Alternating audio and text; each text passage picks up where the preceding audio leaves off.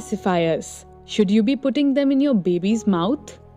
We are all acquainted with the aw sound we make when we see adorable babies with pacifiers in their mouth.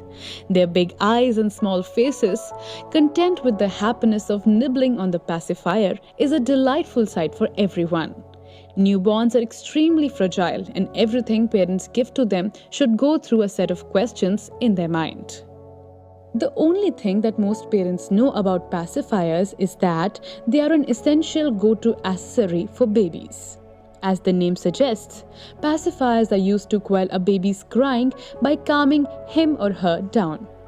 Any device that can help a crying baby is a miraculous invention in the world of newborns. Right, parents? We are all about the great helping hand that a pacifier is for parents, but it has its own pitfalls as well. And when it comes to your little ones, even the most minute flaw in what you are providing them matters a lot. We understand your mindset and how important your baby's well-being is. This is why we want to take you on a small date where we explain everything you need to know about pacifiers. Knowing when to introduce a pacifier. Your little one needs to get familiar with breastfeeding before you introduce his tiny mouth to a pacifier. Now, usually this acquaintance takes about 3 to 4 weeks, during which your baby will get the hang of the sucking mechanism. Although, you must know that sucking on a pacifier is somehow different from sucking on a mother's breast. Your baby will feel the need to put something in their mouth even before you introduce him or her to a pacifier, which makes some infants start sucking on their fingers and thumbs. If your baby has already developed a likeness towards putting his little hands in his mouth, it might be a taxing job for you to make him or her switch to a pacifier.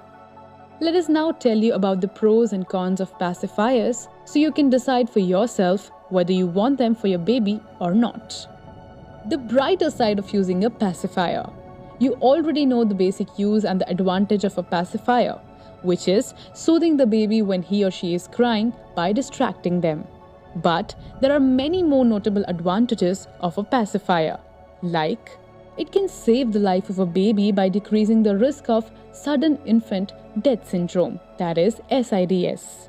According to researchers, a pacifier can enhance a baby's oxygen supply by opening up the air space around his nose and mouth.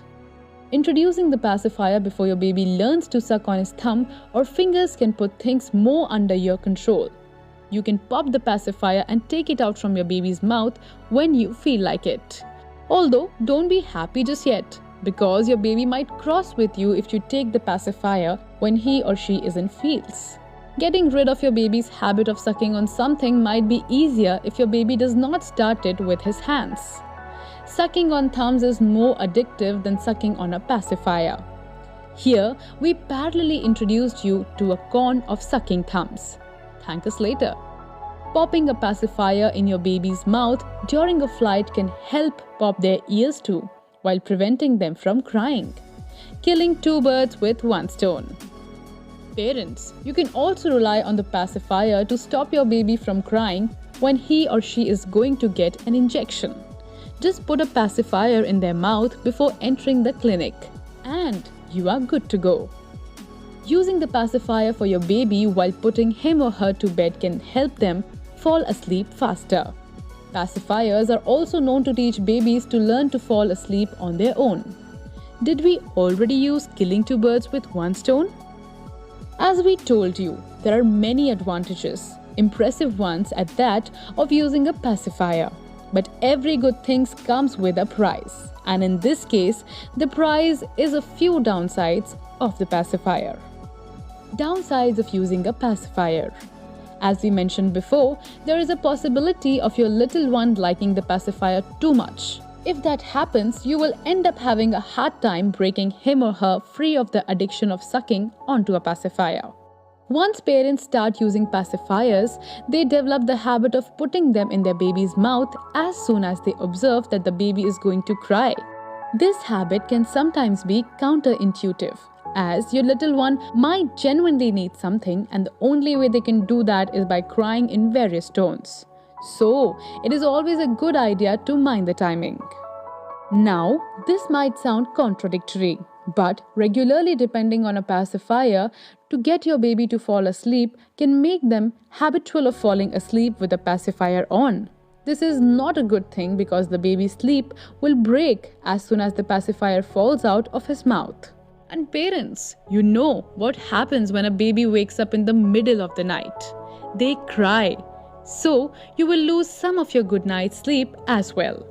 Some people say that using pacifiers while breastfeeding may cause nipple confusion in the baby, although there is not enough scientific evidence to support this.